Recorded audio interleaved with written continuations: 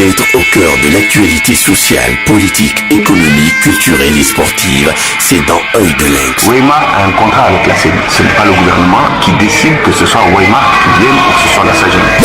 Vous pouvez consulter tous les textes légaux en République de Guinée. Il n'y a aucun texte qui dit que c'est les partis politiques qui doivent choisir l'opérateur politique.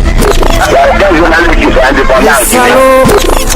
On mit le feu à mon paradis. Nous ne voulons pas que notre Guinée soit divisée. Nous voulons l'instauration de l'état de droit. Ces salauds ont mis le feu à mon paradis. Les salauds ont mis le feu au paradis. Votre actualité, c'est dans Œil de Lynx. Une nouvelle aventure commence. Lynx FM 91 00.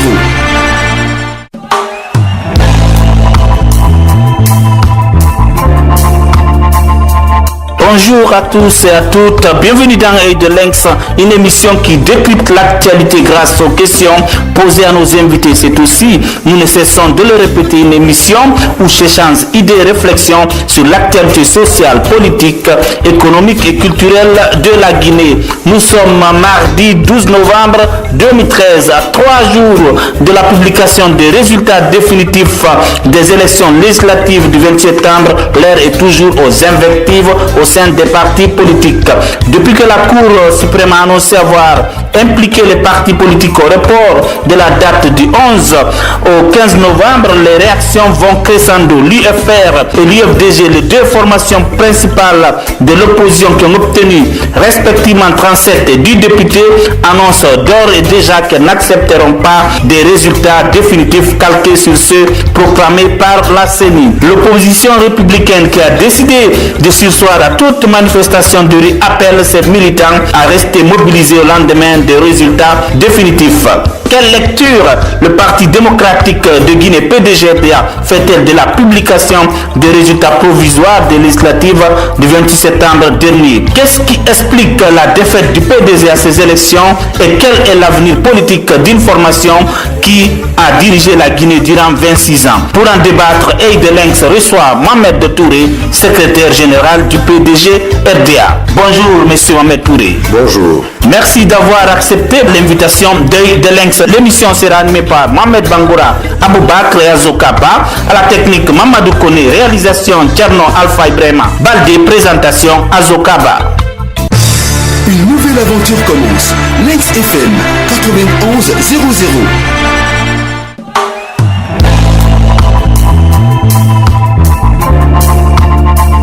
Merci de choisir Lynx FM 91.00. Œil de Lynx reçoit Mohamed Touré, secrétaire général du PDG-RDA. Alors, monsieur Mohamed Touré, contrairement aux deux premières législatures après le règne de Sékou Touré, le PDG-RDA ne siégera pas au prochain Parlement guinéen. Comment expliquez-vous votre défaite aux législatives du 20 septembre 2013? Je vous remercie très sincèrement de garder, si vous voulez, votre regard et votre attention de journaliste chargé de diffuser les idées qui naissent, surtout sur le plan politique, par les différentes formations politiques et par les différents leaderships, donc les différentes tendances que comporte aujourd'hui notre nation. Le PDG-RDA est sensible au fait que vous sollicitiez son intervention dans les débats. Nous tenons aussi à remercier votre auditoire. Donc, tous les citoyennes et les citoyens qui, à travers votre média, s'informent et veulent avoir une appréciation aussi diverse que complète de la situation guinéenne et du spectre des points de vue qui sont dégagés et des actions politiques qui sont prises conséquemment pour résoudre le problème des Guinéens définitivement. Et résoudre le problème des Guinéens, c'est résoudre définitivement la question de gouvernance, toutes les formes de gouvernance, c'est se mettre résolument dans le sens d'un développement harmonieux qui partent d'une analyse propre de ses propres besoins par l'ensemble des populations et ensuite qui mettent en place, après avoir réfléchi, des mécanismes qui leur permettent d'aboutir justement au plein épanouissement, tant économique que moral, social, spirituel même. Le PDG, ça a toujours été son objectif majeur. Pour ça, il passe par toutes les voies qui s'ouvrent non seulement à lui sur le plan légal, mais aussi les voies qui entraînent la prise en compte par les populations de cette ambition légitime et des mécanismes et des moyens que le PDG entend mettre sur pied pour la réalisation de ses objectifs. Il est évident que, comme vous l'avez dit dans votre introduction, nous sortons d'une épreuve politique que vous avez qualifiée en ce qui concerne le PDG de défaite. Je conviendrai avec vous que sur un plan déterminé, le PDG n'a pas de député à la nouvelle Assemblée qui s'ouvre. Mais sur un autre plan, nous ne considérons pas nécessairement le processus dans lequel nous nous sommes engagés, qui est très différent de tous les processus antérieurs qui ont subi et qui ont consacré, si vous voulez, ce qu'on appelle parfois même abusivement démocratie plurielle, une démocratie plurielle qui, par contre, le PDG sincèrement souhaite. Nous sortons de ces joutes électorales avec un résultat qui apparemment, et encore que la Cour suprême ne s'est pas encore prononcée définitivement, parce que nous avons un recours à la Cour suprême.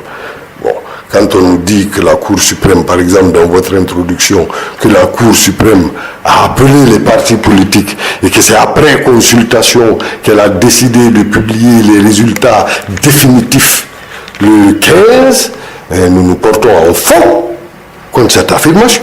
Nous avons été appelés, c'est vrai. Nous avons répondu à la Cour suprême, c'est vrai. Mais c'était pour nous dire, il y a un communiqué qui va passer. D'ailleurs, attendez, on va vous lire la teneur de ce communiqué. Le communiqué dit, la Cour suprême va prononcer les résultats le 15. Bon, si, après avoir déposé un recours à la Cour suprême, sans avoir discuté les termes du recours, sans avoir rien, on dit que c'est comme ça qu'on nous a informés et que nous sommes pratiquement partie prenante de la décision, là, on est obligé, en tant que personne responsable, en tant que militant politiquement engagé dans la défense de la démocratie et des lois dans ce pays, de dire c'est faux. On se porte donc littéralement en faux contre la déclaration dernière de la Cour suprême.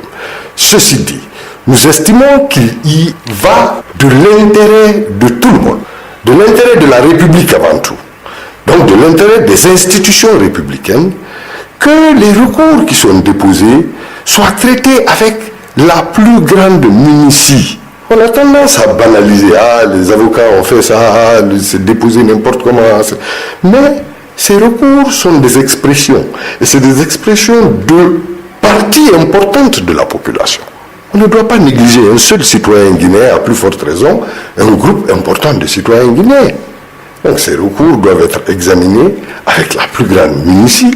Notre objectif n'est pas nécessairement d'être au Parlement, puisque apparemment les répartitions ont été faites. À quel niveau les répartitions ont été faites? Non seulement au niveau supranational, mais aussi sur le plan national. Les répartitions ont été faites. J'ai l'impression qu'il y a plus ou moins concordance autour de la question. Donc le problème ne se pose pas là. Le problème est de rester vigilant. Monsieur Touré, vous n'avez pas répondu à la question. Ah bon? Expliquez qu'est-ce qui a fait que, pour cette fois-ci, vous n'aurez pas de député à l'Assemblée nationale. Vous dites que nous n'aurons pas de député à l'Assemblée nationale. Nous ne pouvons pas accepter ça avant le verdict de la Cour suprême. Ça, c'est vous qui le dites. Ça, c'est pas nous qui l'avons dit. C'est les résultats même pas définitif, mais provisoire, que la CENI a proposé. Une CENI qu'on connaît, qui a connu ses limites et de graves limites. Donc, de toutes les façons, je dis dans ce contexte-là, nous disons quant à nous que ce n'est pas nécessairement s'asseoir à l'hémicycle, bien que nous pensons en avoir le droit par rapport aux chiffres que nous avons récoltés et qui, par endroits, ont été gravement falsifiés. Je dis par endroits parce que c'est ces endroits qu'on a pu couvrir pour avoir pour surveiller et avoir. Bon, si vous voulez savoir, nous pensons que les élections législatives du 28 septembre ont été faites dans des conditions autrement inacceptables pour en tout cas un État qui se veut digne, qui se veut respectueux de la loi, un État qui se veut défenseur de l'équité et de la justice, un État qui veut effectivement que l'expression, la réelle expression de ses citoyens soit prise en compte. Nous ne pensons pas que toutes les conditions aient été remplies pour ce faire. Nous ne réagirons pas en dehors des cadres légaux qui nous sont donnés, quelles que soient les réactions en retour qu'on aura, mais nous restons déterminés à dire la vérité. Nous restons déterminés à forger, à participer à forger par notre conviction morale, par notre comportement, par notre discours, à forger cet état de droit dont le peuple de Guinée a besoin. Donc, la position du PDG a toujours été une position sans ambiguïté, aucune. Nous ne sommes pas engagés dans ce processus pour avoir des postes. Nous devons, par le mérite, assumer des responsabilités, certes. Mais nous ne négocions pas ça. Parce que ce qui est au-dessus de ça, c'est encore le peuple de Guinée. Et ce que nous sommes en train de forger, l'état de droit que nous devons mettre en place, est l'instrument privilégié pour l'émancipation de ce peuple. Ça ne se négocie pas à ce niveau. Voilà la position fondamentale du PDG et ça a toujours été la raison de sa démarche. Ce n'est pas aujourd'hui, parce qu'il y a eu des joutes électorales, bon, c'est épisodique. Dans quelques années, on va avoir encore des élections, etc., etc. Mais nous avons l'obligation de rester vis-à-vis de notre peuple et de lui dire toutes les vérités. Comme ça, au bout du compte, le peuple souverain de Guinée saura exactement qui dit dans son intérêt, qui fait dans son intérêt, de qui dit dans son intérêt mais fait autrement. Si on se réfère aux résultats provisoires de la CENI, on se rend compte que le peuple de Guinée a globalement, en tout cas les électeurs ont rejeté le PDG RDA pour ces élections législatives.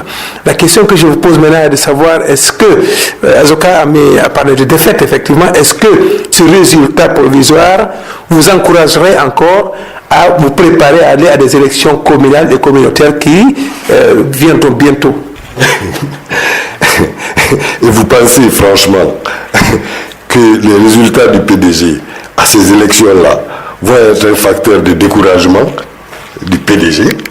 C'est pour ça que j'en ris. Parce que je vous ai dit tantôt quels sont les objectifs que nous avons.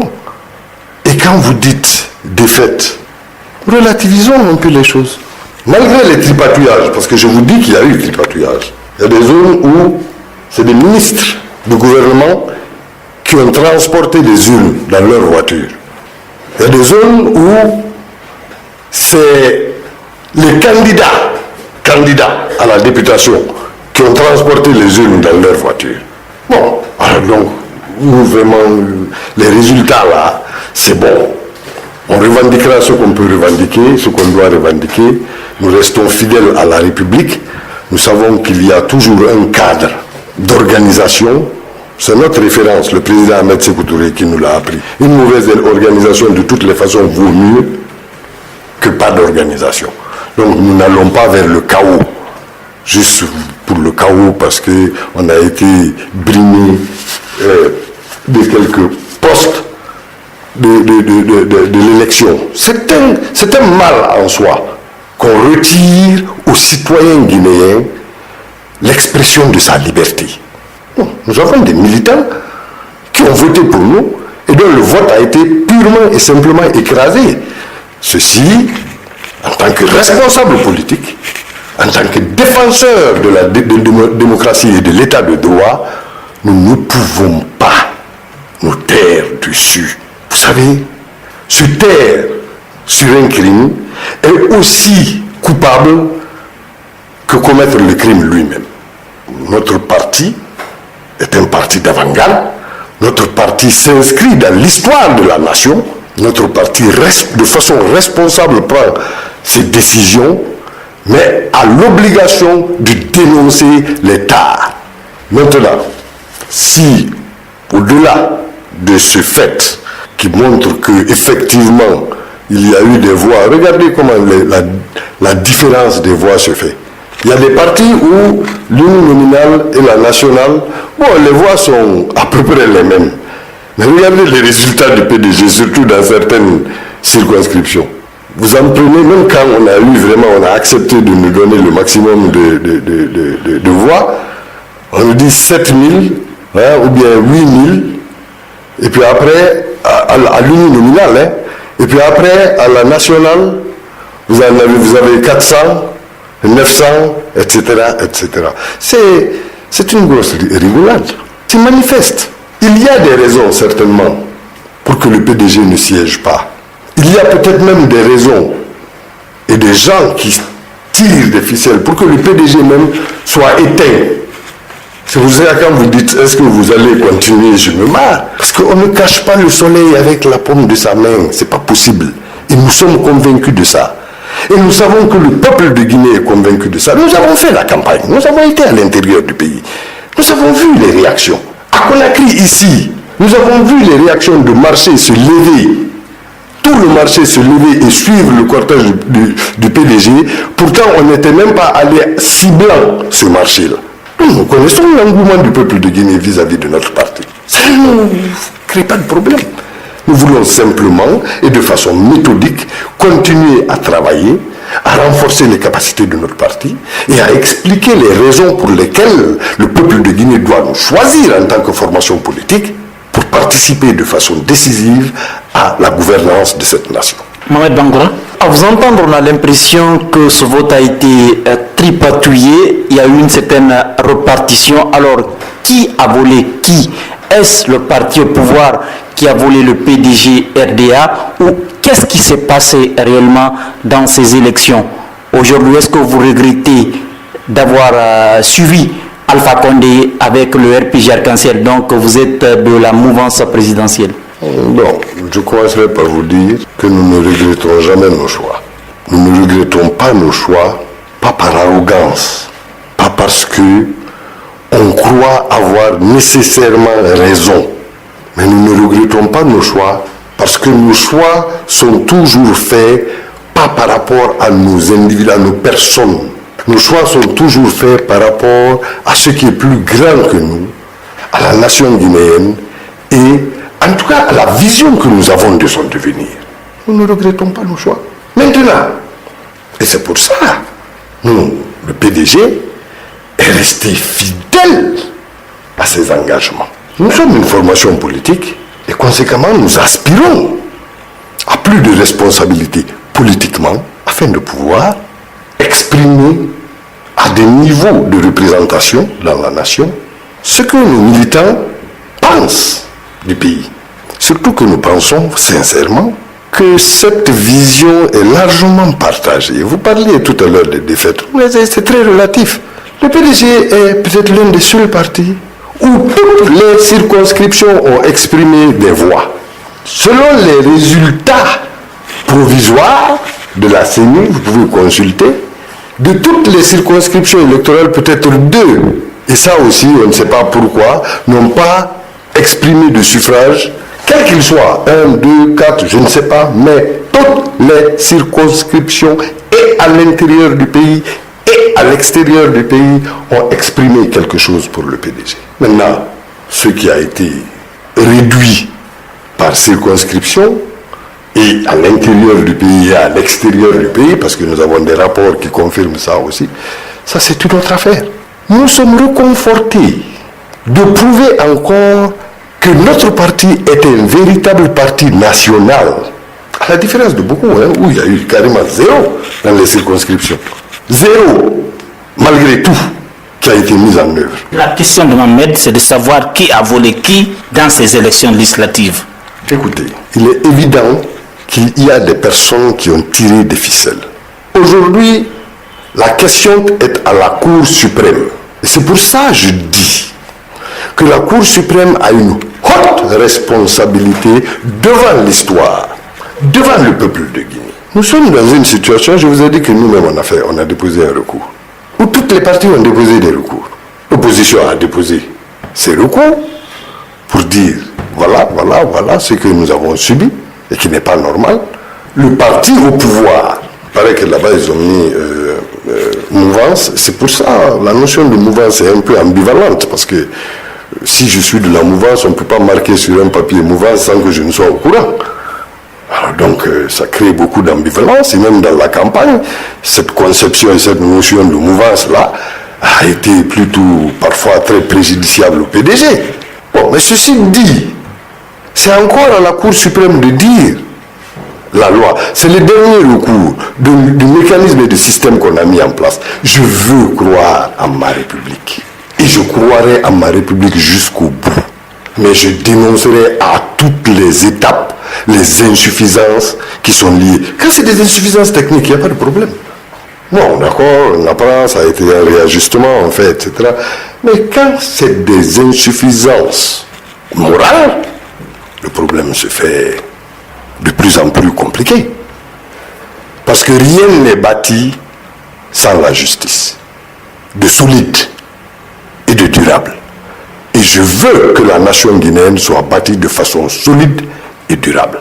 Donc, je suis obligé de vous dire que j'attends encore le verdict de la Cour suprême et que le Parti démocratique de Guinée, de toutes les façons, a commencé depuis le lendemain du scrutin à tirer les leçons en ce qui le concerne. Et que, dans le temps, après que le processus soit accompli, le PDG entend continuer à faire résonner sa voix, à faire entendre sa logique et sa démarche pour que tous les Guinéens le partagent et pour que, de façon libre, les gens choisissent ou la voie que nous proposons, de manière directe ou indirecte, par association ou par adhésion au parti, mais nous serons toujours là pour dire ce que nous pensons être la vérité pour la nation guinéenne et dans la défense exclusive du peuple de Guinée. Monsieur Mohamed Touré, est-ce qu'aujourd'hui le PDG n'est pas un peu victime de son passé?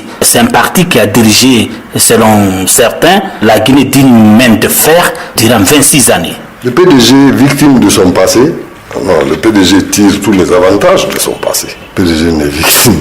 Il est victime d'autre chose. Il est victime, puisque vous parlez de passé, d'une interprétation erronée de ce passé qui a été imposé pendant des décennies au peuple de Guinée. C'est de ça qu'il est victime. Mohamed Bangoura, jeune journaliste brillant, a dans sa formation, à part ce que lui-même il a essayé de glaner pour lire et apprendre sur son pays, n'a appris, pour ne pas dire que des contre-vérités, mais a appris que principalement d'un seul son de cloche. Parce que ça a été délibérément fait ainsi.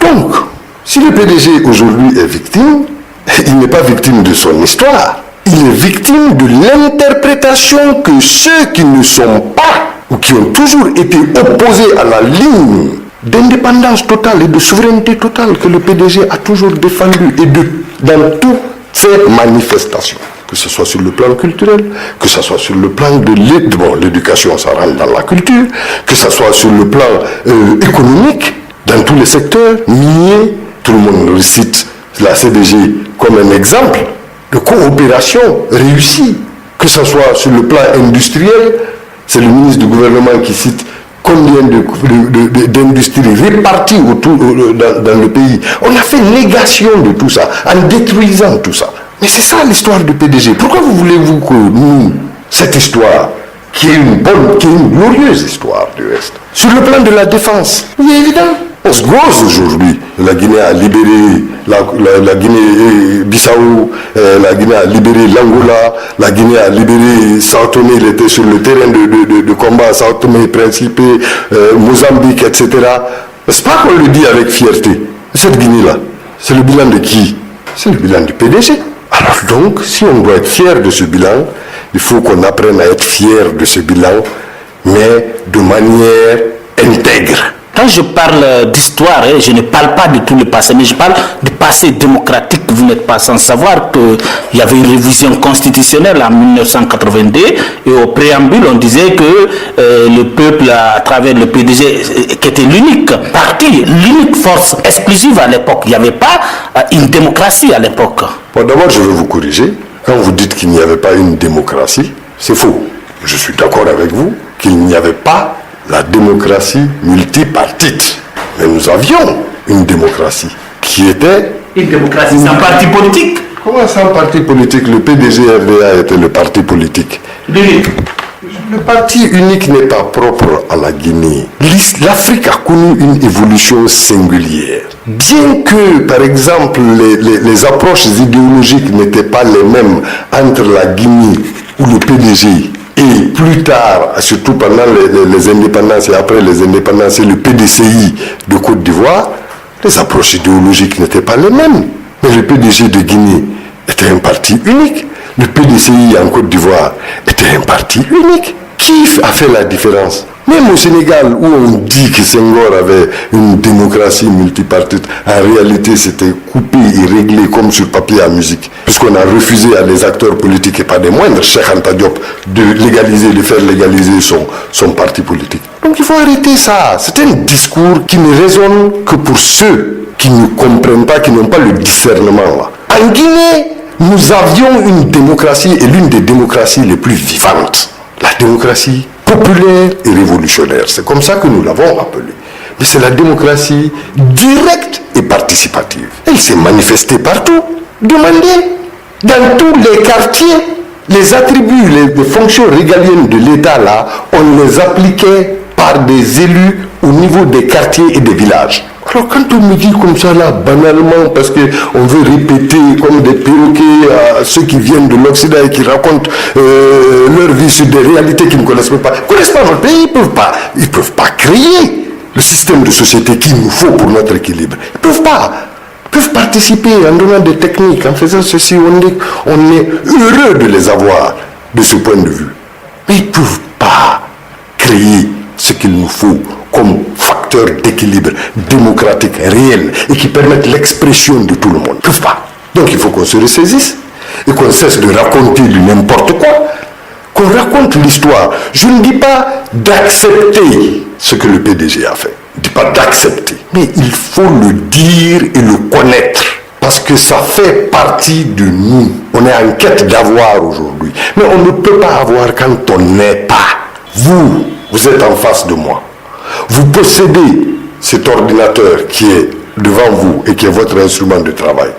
Mais si vous n'étiez pas, est-ce que vous auriez possédé cet ordinateur? L'histoire de la Guinée nous appartient. Et c'est une histoire glorieuse.